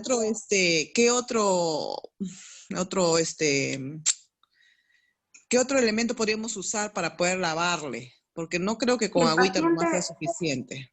sí, si el paciente está despierto, como usted menciona, colega, es el cepillado dental, nada más. Agua y cepillado dental, nada más, si usted está despierto. Lo que pasa es que Ahora, la sí, máscara de alto flujo le produce sequedad en la boca, termina todo seca la lengua, todo se rosa y no, a veces tiende a sangrar con el cepillado un poco y como que lo lastima, por eso que solo con gasita nomás lo pasamos. con mayor razón, entonces la gasita la podemos diluir solo con agua. No se usa suero fisiológico, es como si estarías lavándote la boca con agua con sal. No se usa porque la sal es un medio de cultivo para las bacterias. Entonces es preferible usar agua destilada con bicarbonato. Media ampolla de bicarbonato la puedes diluir con medio vaso de agua. Eso te va a servir para el turno de 12 horas, para mañana y tarde, para que Podría puedas ser hacer el barrido, ¿no? ajá, puede ser que se implemente eso porque no le implementan con bicarbonato, solo receta enjuague bucal nomás. Entonces, voy Sí, a es más sugerir eso. barato en realidad. Sí, una Ujú. clorexidina oral es un poco caro, entonces lo que sí el familiar puede comprar es bicarbonato. Hay bicarbonato en polvo, que es más barato que la ampolla también de bicarbonato, que está creo que 2 soles o 3 soles una botellita de bicarbonato. Se Ya. pone esas cucharitas que son para sal chiquititas, hay unas cucharitas chiquititas, no recuerdo cuál es el término. Una cucharita en medio vaso se disuelve bien y con eso se lava con el bicarbonato en polvo, Ok, que es gracias. Eso voy a más implementarlo ahí económico. entonces. Pero es Ya. agua destilada, colega, no es suero fisiológico. O No sea, es que el agua como si con se sal. forma, sí, se forma como heridas en la boquita, por eso es que habíamos intentado con eso, pero solo fue un paciente, ¿no? Porque el resto solo es con agüita nomás y Sí, ajá. sí, Seguir utilizando el agua nada más. sí, ya, gracias. Qué bueno. Bueno, Es importante también considerar la fijación del tubo orotraqueal. La fijación, como ven acá, puede ser central, puede ser lateral derecha, lateral izquierda, que lo hacemos con esparadrapo, teniendo cuidado de utilizar tal vez un protector de piel, ¿no? Para que no se lesione la piel de nuestro paciente. Ubicar la posición medial de la boca, este es el tubo endotraqueal, y se hace una tirita del esparadrapo, se pone por debajo del tubo, como se ve en la imagen, y se cruza, se puede colocar. Hay que evitar provocar el mínimo de lesiones térmicas. Miren, en el mercado también hay de 3M protectores, hay después de la marca Combate, creo, me parece que también hay otro protector facial, el protector, perdón, de piel que se puede usar. Ahora, si no tenemos, nosotros hemos usado un tiempo el goterito de las gotas, ¿cómo se llama esto? De sangre de grado. Le lavas bien la carita con agua y jabón, pones 2 gotitas de sangre de grado como si fuera un bigotito, todo le marcas y de ahí pones la fijación del esparadrapo. Nos ha ido muy bien también con esta fijación, es la adecuada. ¿Por qué no podemos hacer en este paciente la fijación con tiras, con algodón o con cintas? ¿Por qué? Porque generalmente el paciente vamos a pronarlo y que tiene que el tubo estar bien fijo, debemos evitar las exudaciones por accidentes y es necesario que esté fijado con esparadrapo. Este es otro tipo de fijación. Esto es, por ejemplo, la comercial, ¿no? Esta misma fijación, así como ven, se hace con esparadrapo. Ahí está, es hecha con esparadrapo. Se pone por debajo del tubo, es una tira larga, se cruza a la derecha, se cruza a la izquierda, esa es la fijación que se hace con el esparadrapo. Puedes poner de estas tiras 2 veces y también encima como un bigote, una tira de esparadrapo que te ligue. Y esta es la que normalmente hacen pues, los anestesiólogos, esta fijación, ¿no? Cortan la tira, es un espacio que va entero, del entero cortan en 2 y va por abajo, por arriba y empiezan a fijar, ¿no? Se empieza a fijar acá el tubo, tanto por el lado derecho como el lado izquierdo. Esto lo podemos hacer cuando vamos a pronar al paciente. Va para el lado derecho o va para el lado izquierdo, depende de la pronación que nosotros estamos haciendo y para el lugar donde va a girar la cabecita, ¿no? Si la cabeza, por ejemplo, va a ir para el lado izquierdo, entonces mi tubo endotraqueal también tiene que estar para el lado izquierdo. Y la fijación, como ven en esta imagen, tiene que estar para el lado izquierdo. Así es la fijación del tubo endotraqueal. Hasta ahí preguntas. Entonces la fijación es importante, puede ser central, lateral, tenemos ahí la fijación que es exclusivamente con esparadrapo, y si bueno, tenemos la posibilidad de que se pueda comprar un fijador comercial, sería lo ideal, ¿no? Pero generalmente con esparadrapo trabajamos porque estamos cada 48 horas que estamos pronando al paciente, este fijador se tendría que botar, porque por todas las secreciones que se elimina, generalmente se tiene que eliminar esta fijación. En cambio, en cada 4 horas que nosotros giramos, rotamos la cabeza al pronar, cambiamos el esparadrapo, ¿no? Si es para la derecha, se cambia todo el esparadrapo para el lado derecho. La siguiente 4 horas o 6 horas, que es el girado de la cabeza y el cuerpo, se cambia otra vez el esparadrapo, porque se nos mancha bastante. Por eso utilizamos un protector de piel. Bueno, nosotros en el hospital tenemos cábulo, utilizamos ello, y el esparadrapo pues de tela generalmente para poder trabajar, ¿no? Dentro del manejo de vía aérea artificial también tenemos la posición de nuestro paciente. Ya les mencionaba que una vez el paciente está intubado, hemos aspirado las secreciones, hemos hecho el higiene oral, hemos fijado el tubo de manera adecuada, vamos a tener en cuenta lo que es la pronación de nuestro paciente. En la imagen pueden ver que un paciente está en decúbito, nuestros ápices están mejor ventilados y nuestras bases no ventilan. Pero si nuestro paciente está pronado, ¿qué ocurre acá? Se invierte todo. Nuestras bases mejores ventiladas. ¿Por qué en las bases se prioriza que se ventile mejor? Porque ahí ocurre el intercambio gaseoso. Y nuestros ápices están poco ventilados. La pronación entonces nos mejora la supervivencia de nuestro paciente, mejora la oxigenación, mejora el reclutamiento alveolar en nuestros pacientes que tienen síndrome de distrés respiratorio, específicamente los portadores del coronavirus. Este es el protocolo que nosotros manejamos al paciente para pronarlo, ¿no? Primero debemos aspirar las secreciones y valorar el estado de todas nuestras vías invasivas. O sea, quiere decir, para pronar yo debo haber curado catéter venoso central, ya debe estar puesta la sonda Foley, debe estar puesta la sonda nasogástrica, mi tubo debe estar bien fijado y por ende bien aspirado las secreciones de mi paciente, y corroboro que todas las conexiones de nuestro ventilador estén bien selladas y bien fijadas. Decían al inicio, dentro de la preparación de la cama tenemos una solera inferior y una solera superior. Como ustedes ven en la imagen, son 4 hasta 6 personas que utilizamos, porque la mayoría de nuestros pacientes son obesos. Colocamos sábana superior y sábana inferior. Enrollamos, miren en la imagen 2, cómo se enrolla, como si fuera un rollito, se enrollan las dos y empezamos a girar. Para esto el líder es el que va a dar la voz. Tenemos todo listo, está enrollado todo. El líder es el que está fijando el tubo endotraqueal y se está encargando del ventilador mecánico. Entonces, una vez que está listo, vamos a poder girar al paciente. 2 a 3 personas en cada lado, tanto en el derecho como en el izquierdo.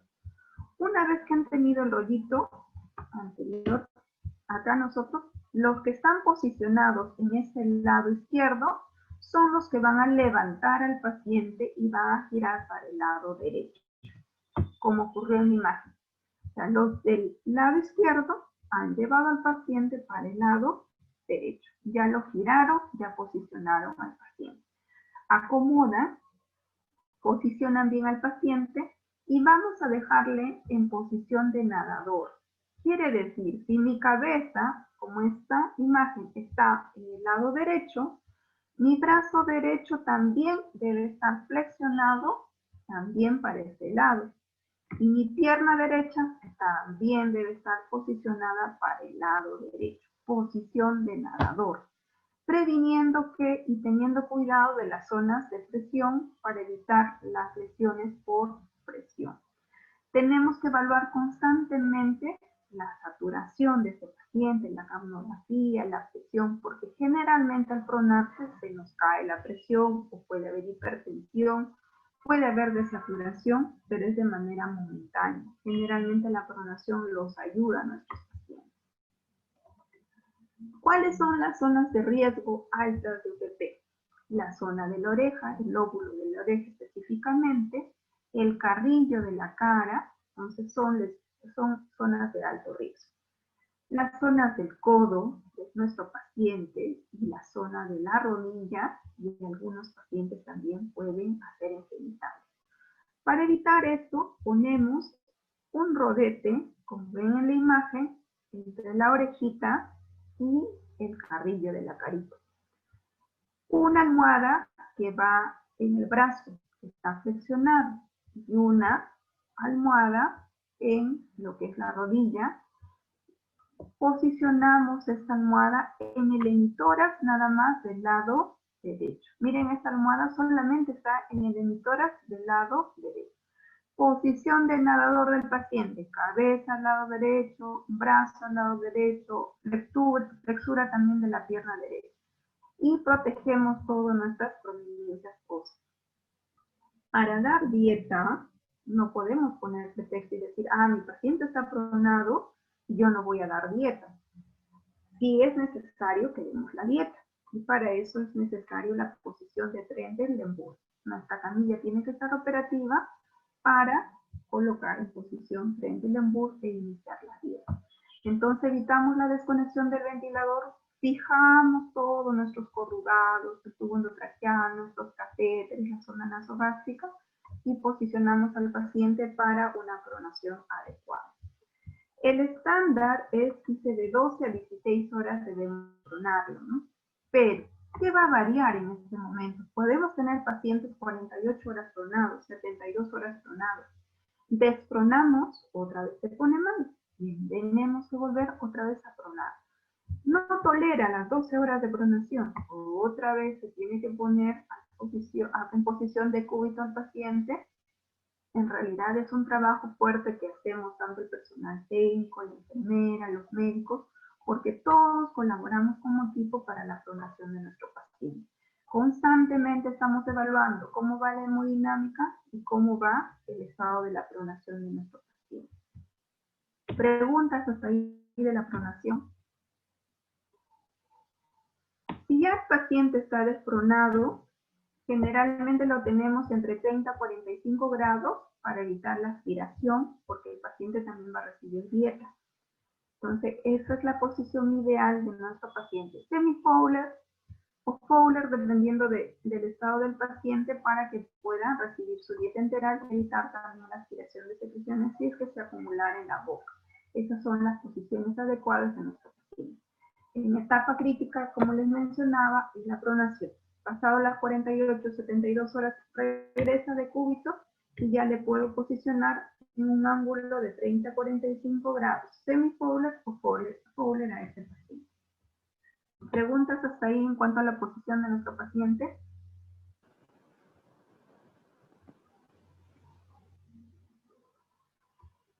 Seguimos entonces. Desde el momento que nosotros iniciamos la intubación de este paciente, empezamos a utilizar lo que es la sedonalgesia para poder aliviar el dolor en el momento de la colocación del tubo. Generalmente usamos fentanilo. Es una analgesia multimodal que utilizamos y nos ayuda a manejar el dolor moderado a severo. Para trabajar la sedonalgesia, quiere decir aliviar el dolor, dormir al paciente y relajar sus músculos, necesitamos manejar una escala. Y en este caso es la escala de Richmond, escala de sedación, de agitación modificada de Richmond. Nosotros necesitamos que este paciente esté en -4, que es una sedación profunda. Quiere decir, no responde, no abre los ojos a ningún estímulo físico. Y la sedación muy profunda, que es -5, no hay respuesta al estímulo verbal ni físico. O sea, absolutamente ninguna respuesta. Esta es la sedación para pronar al paciente. Esta es la sedación que necesitamos en etapa crítica de nuestro paciente portador de coronavirus. Manejar la analgesia con fentanilo. ¿Y cómo vamos a manejar la sedación? La mayoría utilizamos midazolam, que es una benzodiazepina, que nos causa sedación profunda, pero el riesgo que nos da es el delirio, ¿no? Delirio del paciente crítico y causa también retraso en la ventilación, en el retiro de la ventilación. El propofol sí nos da una sedación profunda y también nos da una sedación ligera. Cuando es sedación profunda, es fácil la titulación o el retiro, ¿no? Se acumula hasta pasado 48 horas el propofol. Y la sedación ligera nos quiere decir que nosotros podemos suspender ahorita el propofol y el paciente ya está despierto a los minutos. Generalmente ese es el efecto del propofol. Igualmente te piden que tenga un rango -4 o -5. Pero ¿cuál es el riesgo de propofol si utilizamos más de 48 horas? Que también nos causa un síndrome relacionado a la infusión de propofol. Es parecido al delirio del paciente crítico, causado por el midazolam también. En este caso es el síndrome relacionado a la infusión de propofol. Estos se usan como sedantes. Y como relajantes musculares nosotros usamos el rocuronio y becuronio. Se puede decir en las revisiones bibliográficas nos menciona que debemos de utilizar solo hasta 48 horas, pero en realidad en la práctica clínica se ha visto que se usa hasta más tiempo.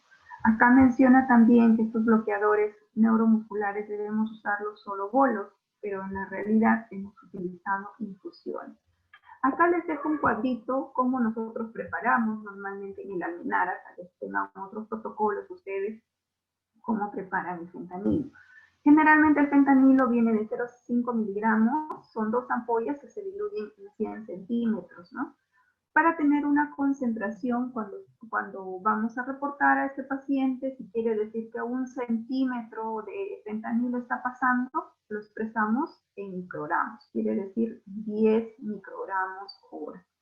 El midazolam, si es de 5 miligramos, de carga puro, no se diluye y se expresa también, pasa 5 miligramos hora. El paciente está con un RAS de -4 y está pasando midazolam 5 miligramos hora, así. Cuando es midazolam de 50, son 2 ampollas, se diluyen en suero fisiológico en 100. Igualmente, cuando se entrega el reporte, igual lo mismo, ¿no? 5 miligramos hora, 10 miligramos hora, 20 miligramos hora están pasando. Cuando es propofol, la presentación es de 200 miligramos, se viene en 20 ml, se pasa puro, no se diluye, y generalmente se informa que está pasando 10 miligramos hora, ¿no?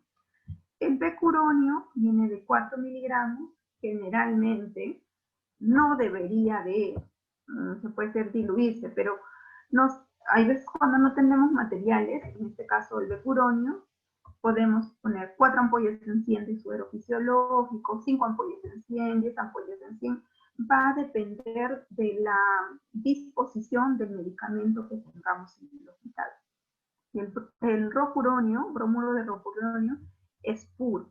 Generalmente se pasa puro, no se diluye y nos ayuda a bloquear todo lo que es la musculatura de nuestro paciente. Perdón. Ahí está la pseudoanalgesia que nosotros usamos y nos ayudan para la protección pulmonar. Fentanilo, midazolam, propofol, becuronio y rocuronio. Son esos los medicamentos, fentanilo para el dolor, midazolam para la sedación y bromuro de rocuronio y becuronio, que son bloqueantes neuromusculares, son los que utilizan la pseudoanalgesia. ¿Hasta ahí preguntas? ¿Qué utilizan, por ejemplo, ustedes para sedar el momento de la intubación de sus pacientes?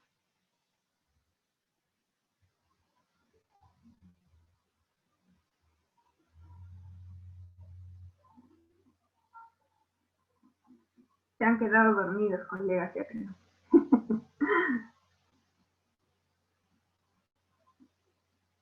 Normalmente para intubar al paciente nosotros ponemos 5 miligramos de midazolam, 2 centímetros de fentanilo, becuronio en algunos casos, no se ponen todos, y si se pone es una ampolla completa, ¿no? Para poder sedarlo y pueda pasar más rápido primero el laringoscopio y después recién el tubo endotraqueal. Generalmente eso es como protocolo preintubación. Después que esté intubado ya se empieza la pseudoanalgesia en infusión continua para poder mantener, como les mencionaba, el RAS de -4 a -5. Eso es la pseudoanalgesia. Ahora vamos a pasar. Quería preguntarle, nosotros manejamos para tranquilizar un poco al paciente porque está muy ansioso, porque está inquieto y a veces saca la vía. El doctor nos indica que le pongamos morfina. Entonces, pero a veces no le hace efecto y nos recetan midazolam. Más o menos, ¿qué cantidad es la que el requerida que se le puede poner? Mire, yo tengo mala experiencia con amidazolam si el paciente está despierto. Lo ideal es probar, generalmente midazolam de 5 miligramos, eso que te indica el médico, ¿no? Es ir probando. Le pones solo 1 centímetro y le lavas con suerito y vas viendo. Si con eso se tranquiliza, hay pacientes que son muy lábiles, ¿no? Con solo 1 centímetro ya pueden relajarse y estar tranquilos. Porque el otro día le pusieron al otro día le pusieron a un paciente que estaba inquieto, no le hacía efecto la morfina, nada. Entonces el doctor le dijo a la colega que le pusiera midazolam. Exactamente no sé cuánto le habrá puesto, pero lo durmió y desde ahí ya no ha sido el mismo, no despierta, o sea, ya no es el mismo. O sea, se despierta, pero Sí, ya no, no es. como yo Esta le mandó todos los 50 miligramos de midazolam, yo seguro. tenía una experiencia, por ejemplo, que el doctor me dijo, bueno, ponle los 5 miligramos. Le puse los 5 miligramos y hizo parada respiratoria a mi paciente. Entonces, desde esa vez, yo lo que hago es cuando me indican, ponle ya, el paciente está agitado, ponle el midazolam. Ya, yo no les digo nada, o sea, que cuánto le voy a poner. Lo único que hago es pongo 1 centímetro, 2 centímetros, hasta donde voy viendo cómo va su tolerancia del paciente. Porque no en todos es igual. Entonces, No. pones 1 miligramo, 2 miligramos, 3 miligramos, y si ya está tranquilo, ahí nomás lo dejas. O sea, no necesitas ponerle más hasta que descanse, ¿no? O sea, probar. De verdad que eso es de mi experiencia personal, que me dijeron, ponle los 5 miligramos, hizo parada respiratoria, entonces yo de ahí me he curado, como se puede decir, y tengo mucha cautela en poner el midazolam, A los veces 5 miligramos en bolo, ¿no? Sí, a veces no todo lo que dice el médico también se le puede poner, pues. No, pues, no, Porque así es. Sí, hay ahí que sí, tener el bastante, otro al día, menos con el midazolam hay que tener cuidado.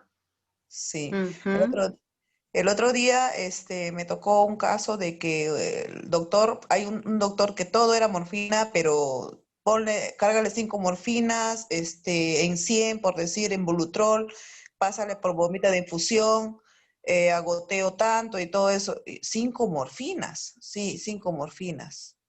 Y viene otro médico que ya cuando ya está indicado todo, viene otro médico, el cambio de turno, me dice, no, morfina no, porque morfina le produce isquemia cerebral. No, quítale la morfina. Isquemia miocárdica, isquemia cerebral. Quítale la morfina.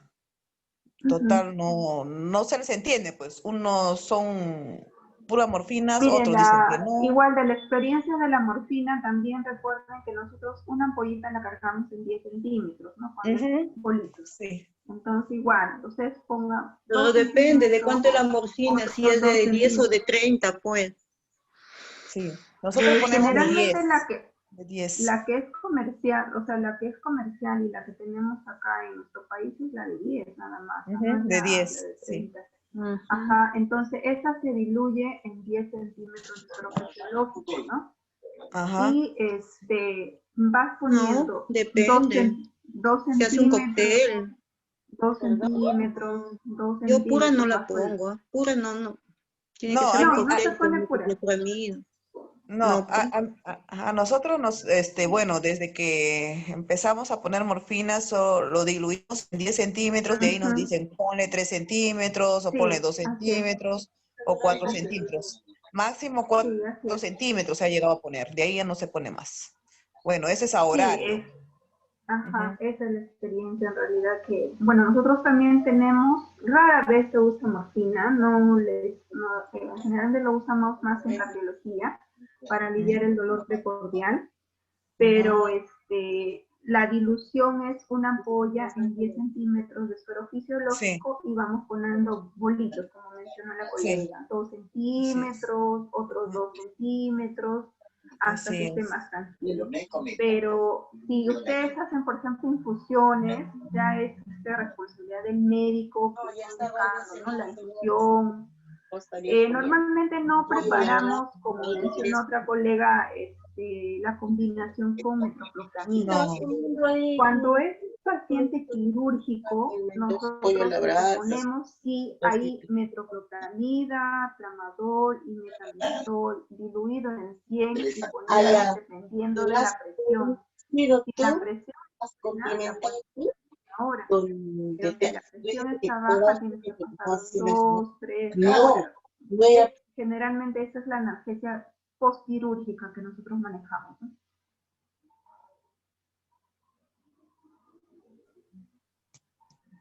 Seguimos entonces, colegas.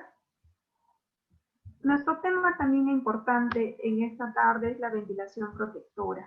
Yo quisiera, así como han estado participando, en realidad me da mucha satisfacción que puedan participar con sus preguntas y sus aportes ustedes.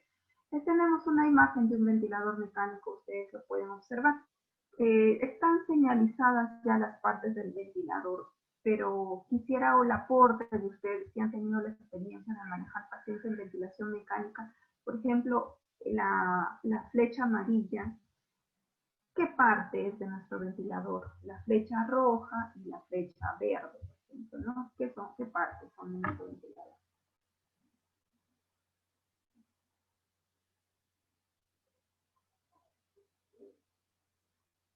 Yo les voy soplando. La flecha roja es el estado de las alarmas.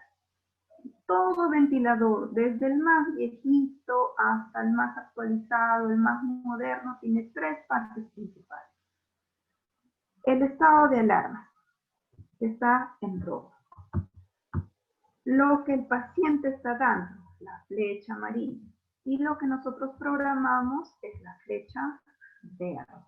Todos los ventiladores, como les menciono, los portátiles, los fijos, los más nuevos, los más antiguos, todos tienen estas 3 partes principales.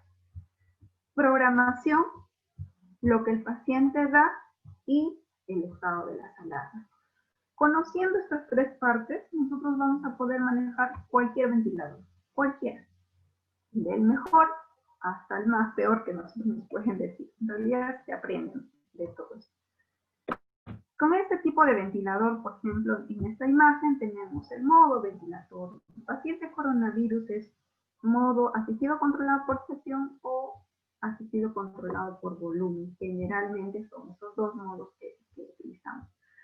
¿Qué se programan esos ventiladores? Frecuencia respiratoria, presión inspiratoria, tiempo inspiratorio, PIB, sensibilidad o disparo de flujo, el PIO2 y lo que el paciente da. Si está programado 12 de frecuencia respiratoria, el paciente también está dando 12 de frecuencia respiratoria. Las presiones, en este caso, ¿no? Presión inspiratoria 14 y nuestro paciente está haciendo presiones picos o presión meseta de 21.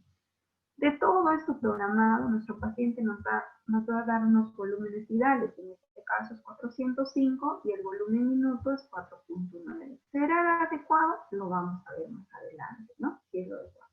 Y el PIB es como imaginariamente nosotros tenemos un globo, a este globo le agregamos el aire, a esto se llama PIB. Este globo va a suponer que es un alveolo y el aire que nosotros vamos a darle con el ventilador, a eso lo vamos a llamar presión positiva al final de la expiración. Eso es el famoso.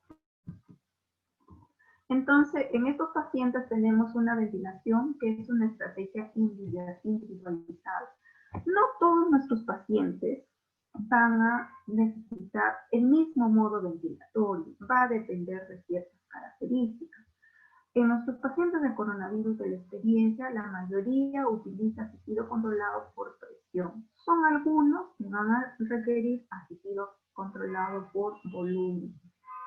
¿Qué es importante de esta tabla? Reflexionar. Miren, Si un paciente está con FIO de 30%, el PIB es de 5. Pero si un paciente está con FIO del 100%, imagínate el PIB que va a requerir 18 a 24 centímetros de agua de PIB. O sea, el PIB es altísimo para este tipo de pacientes. ¿Hemos llegado a tener PIB alto? Sí, hemos llegado a tener PIB alto. Por eso no debemos desconectar nuestro circuito cerrado, nuestro ventilador, desconectar nuestro tubo endotraqueal de manera inadecuada, porque si está con el PIB 18 y mi saturación está llegando, como ahí está en mi imagen, a 88, desconecto mi ventilador, el PIB se regresa a 5 y voy a requerir igualmente el 100% de FiO2. De lo que estaba saturando 88 va a saturar posiblemente 80%. Por eso es importante conocer la fracción tirada de oxígeno que estoy ahí señalizando y la relación que va a tener de la necesidad de FiO. 80% de FiO, miren, 14 de FiO, es muy alto. 70% de FiO con un 10 a 14 centímetros de FiO. Esa es la necesidad y esa es la relación con que trabajamos en ventilación mecánica. ¿Por qué usamos el modo asistido controlado por presión en pacientes de coronavirus? La presión expiratoria que se programa permite que las áreas normales del pulmón puedan ser protegidas de la sobredistensión. O sea, quiere decir que el PIB que yo le estoy dando ayude a los alvéolos malos y no dañe a nuestros alvéolos que están buenos.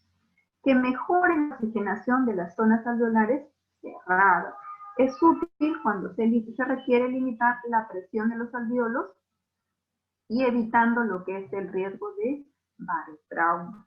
Por eso es importante este modo ventilatorio asistido controlado por presión.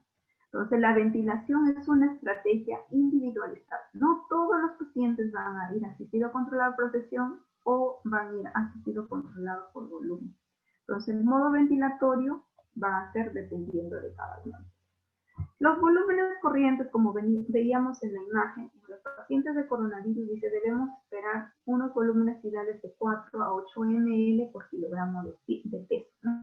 Que nos ayuda a una mejor progresión del distrés respiratorio, mejora la sobrevida del paciente. Dice que estos pacientes que tienen coronavirus deben manejar volúmenes vitales bajos. Quiere decir, si yo tengo un paciente de ¿cuántos kilos quieren trabajar? A ver, para sacarle su volumen vital ideal. ¿Alguien me puede decir? 80. 80. Entonces, 8 por 4, 32.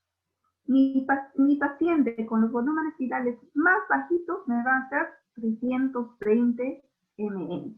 Y cuando yo hablo de volúmenes vitales altos, 8 por 8, 64. O sea, de 320 a 640 de volumen vital que le estoy dando a mi paciente es lo ideal. Ya. Me olvidaba de algo muy importante. El peso ideal quiere decir en relación a la talla. Si este paciente pesa 80 kilos, ¿pero cuánto de talla tiene? Me olvidé preguntar. Ese es un detalle muy importante. ¿Cuánto de talla podría tener ese paciente de 80 kilos? Supongamos.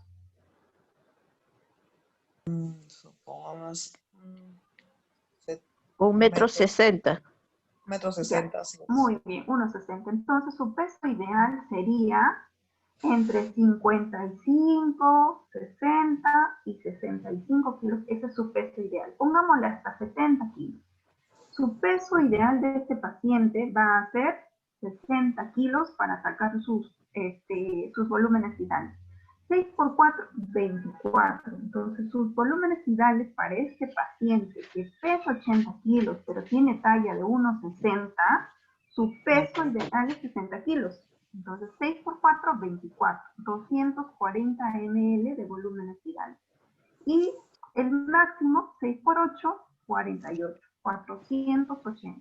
Desde 240 hasta 480 es su volumen vital de este paciente. Voy a retroceder un ratito y voy a suponer que estamos pensando en este mismo paciente.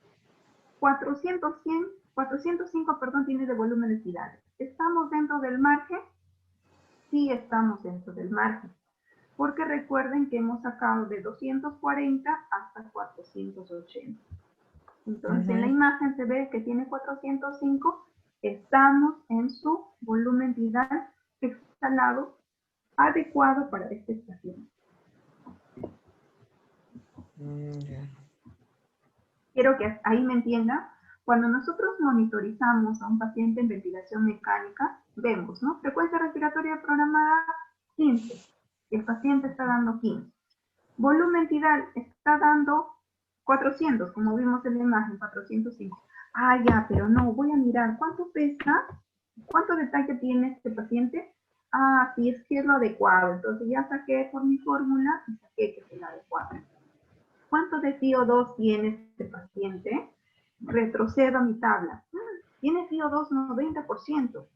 Quiere decir, por eso el pico está entre 14 y 18, está alto.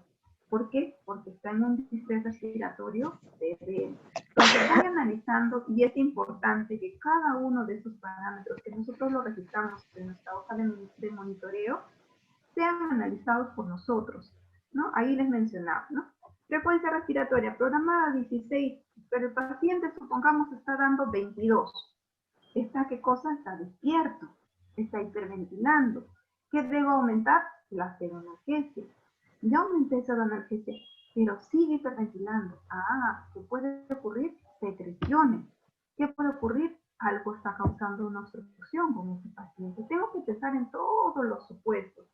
¿Cuánto aumenta, por ejemplo, la presión meseta, la presión plató en mayor de 30? En este caso nosotros tenemos 21, que es el ideal, pero supongamos que está en mayor de 30.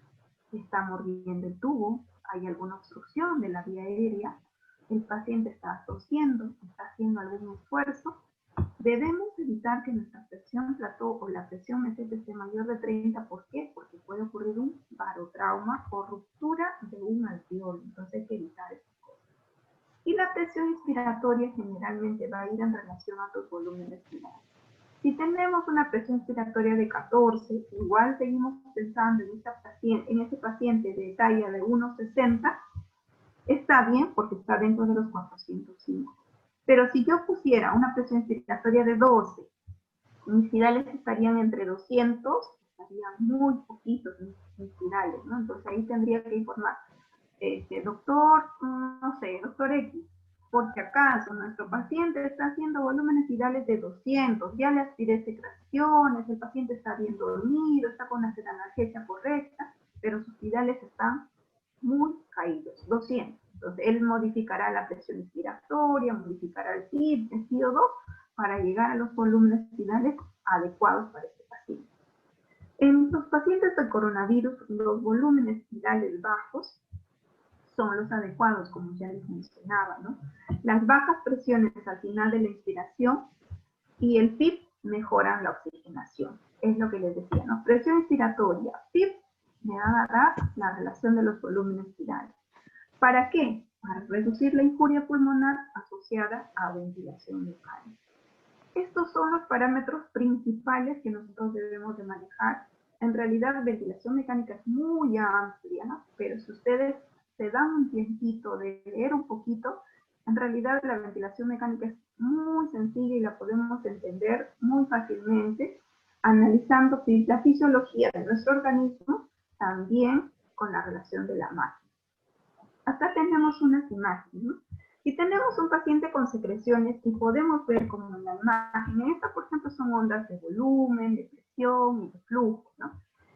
Pero hay opciones de un ventilador que nos pueden dar estas ondas. Esto es la inspiración y la caída de respiración. Se forma como un ovalito, ¿no? Un oval. Esto es el PIB normal. Y cuando tenemos secreciones, miren, se hacen como picos. La imagen amarilla se hace como picos. Y cuando hay una sobredistensión, o sea, quiere decir, el PIB es muy exagerado para este paciente, ¿qué ocurre? Esta oval hace achatado, ya no se ve la forma adecuada, no cumple, miren, normalmente la parte inferior es la inspiración, esta parte es la inspiración, no llega a hacer el intercambio y al final se cae también la expiración. No se logra realmente hacer el intercambio. Hay una sobredistensión de este alveolo.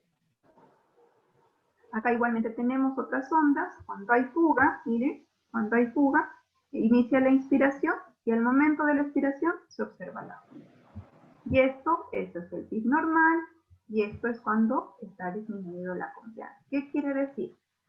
Nuestros alvéolos están totalmente colapsados, no tenemos buenos volúmenes finales y la capacidad de estiramiento de este alvéolo se disminuye tal, y miren cómo se puede observar la imagen. Está realmente la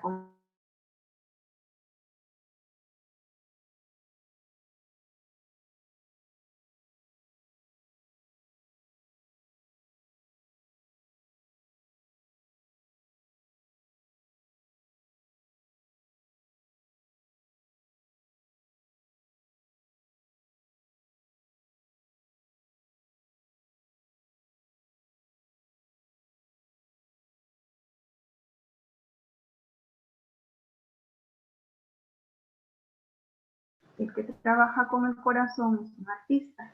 Y el que trabaja con las manos, con la mente y el corazón, por supuesto que es un enfermero o una enfermera. ¿No? Esperemos que les haya podido ayudar en esta presentación. Y bueno, les voy a dejar ahí mi correo también para que puedan hacerme cualquier consulta. Estamos para apoyarlos en lo que sea necesario. Si tienen alguna pregunta, les ayudo. Ok, gracias. Gracias, colegas, más bien por su participación. Gracias. Gracias, profesor. Gracias. Muchas gracias.